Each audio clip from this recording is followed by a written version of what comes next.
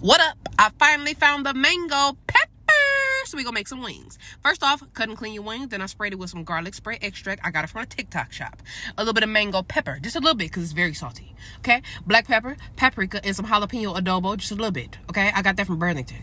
Then I added some Valentina hot sauce and mustard. Okay, it's gonna bind it all together, and it's for the flavors. Okay, you're not gonna taste the mustard if you're skeptical. Then I cooked it in the air fryer on 400 degrees for about 25 to 30 minutes. Halfway through, you're gonna flip them. Okay, flip them so they can cook on both sides. Okay, then you're gonna cook it the rest of the way until they're brown to your liking. This was my liking. Okay, delicioso. Then I melted half a stick of butter, added a little bit of mango pepper to that, tossed the wings, and this is the finished product. So easy, so delicious.